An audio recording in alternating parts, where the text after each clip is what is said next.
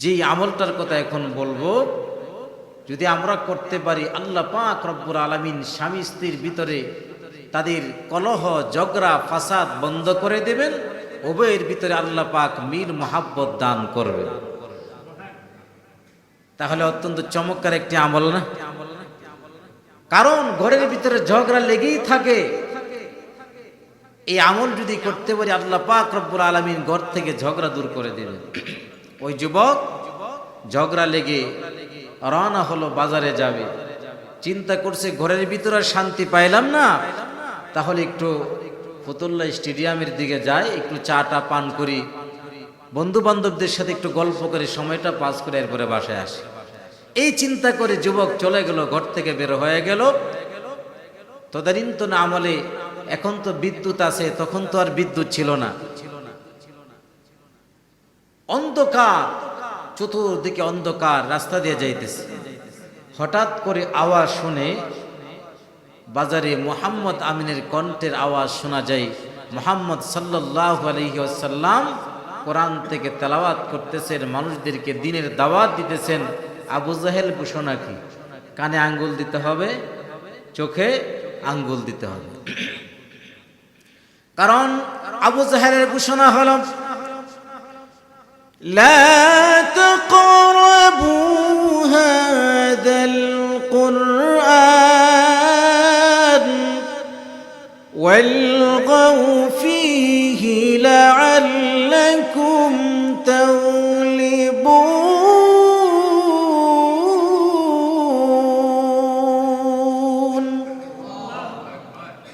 আবু জাহেল ঘোষণা করে দিল, এই কোরআন তোমরা শুনবা না, আর যখন তোমরা শোনো মানুষেরা কোরআন তেলাওয়াত করছে, তখন তোমরা হট্টগোল সৃষ্টি করে দিবা, বাধা প্রদান করবা। সুতরাং কোরআনের তাফসিরে বাধা প্রদান করা এটা আজকে নতুন কোনো বিষয় নয়। আবু জাহেল থেকে কোরআনের তাফসিরে বাধা প্রদান করে আসছে, অদ্যাবধি কিয়ামত পর্যন্ত বাধা আসবেই।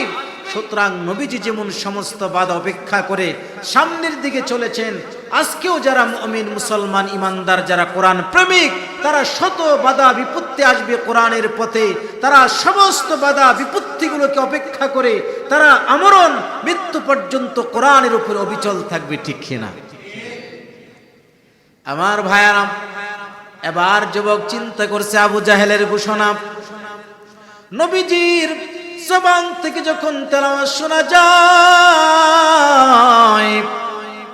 আর চোখে কানে খোলা রাখা যাবে না, আঙ্গুল দিয়ে আবার আট করে দিতে হবে।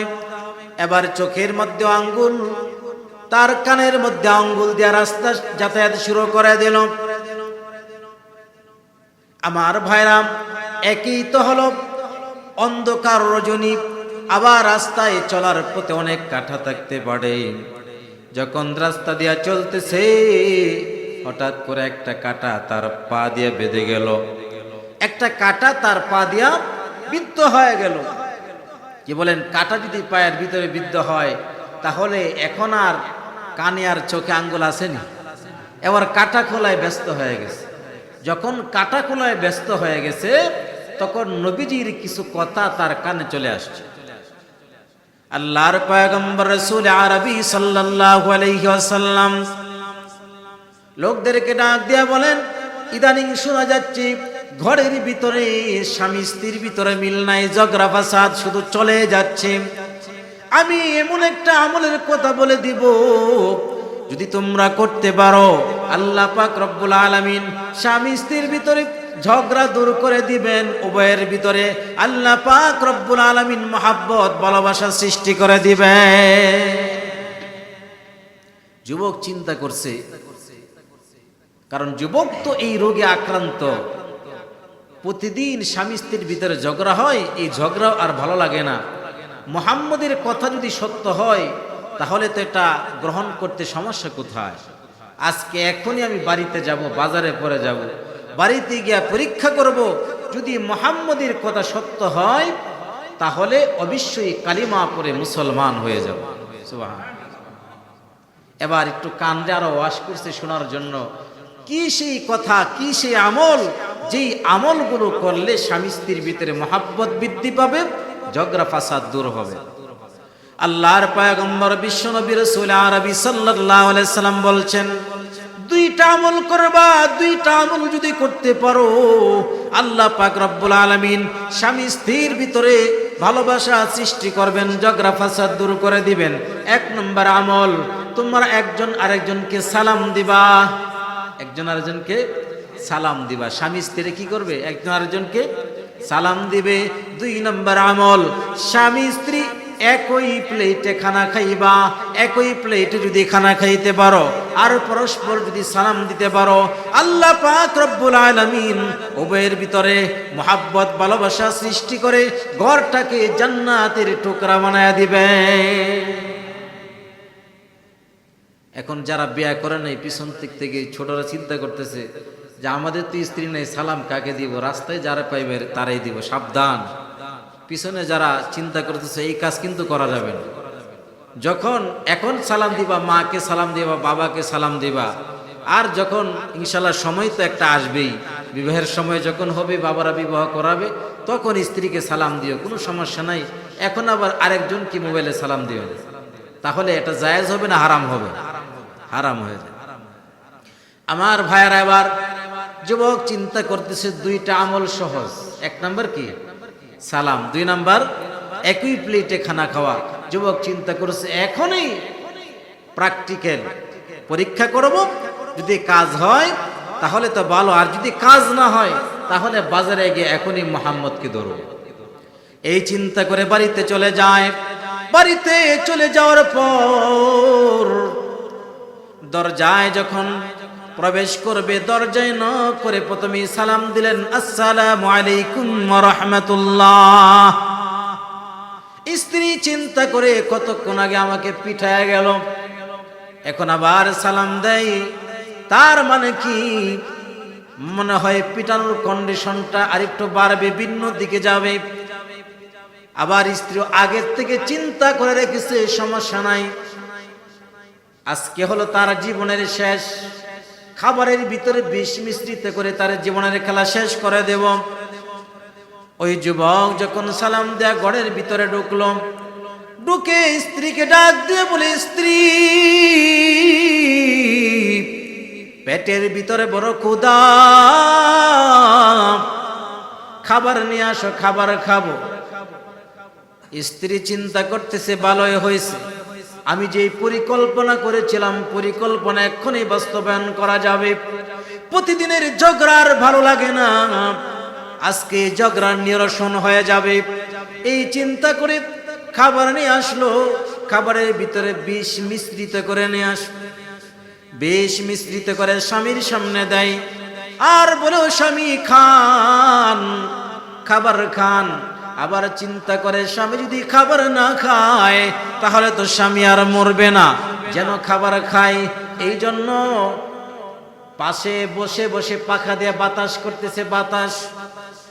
স্বামী চিন্তা করতেছে, সে তো কোনোদিন আমাকে পাখা দিয়ে বাতাস করে না, প্রতিদিন ঘরের ভিতরে আসলেই যুদ্ধ শুরু হয়ে যায়, আর আজকে এখন পাখা দিয়ে বাতাস করতেছে।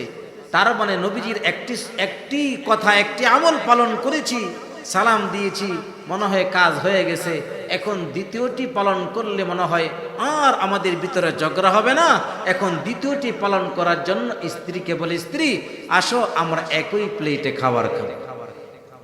স্ত্রী চিন্তা করে, সর্বনাশ, একই প্লেটে খাবার খাইতে কয়, তার মানে খাবারের ভিতরে যে বিষ মিশ্রিত করছি মনে হয় টের পায়া ফেলাইছে। আর যদি টের পায় এরপরে কেমন পিটানো পিটাবে এটা তো আপনারাই ভালো জানেন, কেমন পিটানোটা এখন পিটাবে। স্ত্রী মনে মনে চিন্তা করতেছে, হায় রে সর্বনাশ, মনে হয় আমার স্বামী জেনে গেছে। এবার স্ত্রীও চালাক কম না, স্ত্রীর পরীক্ষা করতেছে। স্ত্রী বলে, না আমি খাবো না। স্বামী বলে, না খাইতে হবে, যদি তুমি খাবার না খাও তাহলে দেওয়া। দুই নাম্বার হলো একই প্লেটে খাবার খাওয়া। এক নাম্বার পালন করেছি, তুমি জীবনে কোনোদিন পাখা দিয়ে আমাকে বাতাস করো না, আজকে তুমি পাখা দিয়ে বাতাস করতেছো, আমি বুঝতে পেরেছি কাজ হয়ে গেছে। এই জন্য দ্বিতীয়টাও যদি পালন করি সংসারের ভিতরে আর কোনোদিন ঝগড়া হবে না।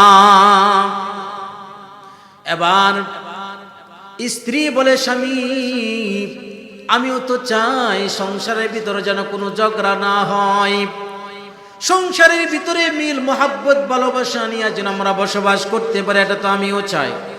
তবে একটু অপেক্ষা করুন, খাবারটা পাল্টে নিয়ে আসি। স্বামী ডাক দিয়ে বলে, না, খাবার পাল্টানোর কোনো প্রয়োজন নাই, খাবার এই খাবারে আমরা খাবো। এবার স্ত্রীর চোখ থেকে ঝরঝর করে পানির ফোঁটাগুলো ঝরে। স্ত্রী ডাক দিয়ে বলে, স্বামী গো, আপনি প্রতিদিন আমার সাথে ঝগড়া করেন, এই জন্য আমি চিন্তা করেছি খাবারের ভিতরে বিষ মিশ্রিত করে আমি জীবনের তরে আপনাকে শেষ করে দিব, আর কোনোদিন ঝগড়া হবে না, আর কোনোদিন সংসারের ভিতরে ঝামেলা হবে না। এই চিন্তা করে খাবারের ভিতরে বিষ মিশ্রিত করেছি গো স্বামী। এখন যেহেতু আপনি সংসারের ভিতরে মিল মোহাব্বত চান, ভালোবাসা চান, সুতরাং এই খাবার আর খাবো না, খাবারটা পরিবর্তন করে নিয়ে আসি, ভালো খাবার নিয়ে আসি। স্বামী ডাক দিয়ে বলে, স্ত্রী খাবার এখন রেখে দাও, এখন কোনো খাবার খাবো না, খাবার খাওয়ার আগে জলদি করে চল আমরা মুহাম্মদ আমিনের কাছে যাই, যে মুহাম্মদের দুইটা কথা পালন করার কারণে আজকে আমি নির্গত মরণ থেকে বেঁচে গেলাম। এই মুহাম্মদের কথাগুলো যদি আমরা বাকি জীবনে ফলো করতে পারি, আমাদের এই দুনিয়ার জীবনটা জান্নাতের জীবন হয়ে যাবে। ওই যুবক মুহাম্মদ আমিনের কাছে গিয়া কালিমা পড়ে মুসলমান হয়ে যে আল্লাহু আকবার। তাহলে আমলের বরকত কেমন দেখেন। একই প্লেটে খাবার খাইলে আল্লাহ পাক রব্বুল আলামিন খাবারের ভিতরে বরকত দান করেন, আর সংসারের ভিতরে স্বামী স্ত্রীর ভিতরে মিল মোহাব্বত ভালোবাসা আল্লাহ পাক রব্বুল আলামিন বৃদ্ধি করে দেয়। তাহলে আজকে থেকে এই আমলটা সবাই করবো তো ইনশাআল্লাহ। আমরা ঘরে গিয়ে আগে সালাম দেব, এরপরে আমরা প্রতিনিয়ত একটা প্লেট রাখবো, বড় প্লেট রাখবো, একসাথে বৈশা স্ত্রী সন্তান সন্ততি একসাথে ঘরে বসে আমরা খাবার খাবো। আল্লাহ পাক রব্বুল আলামিন পরীক্ষা করে দেখেন, রাসূলের হাদিস মিথ্যা হতে পারে না।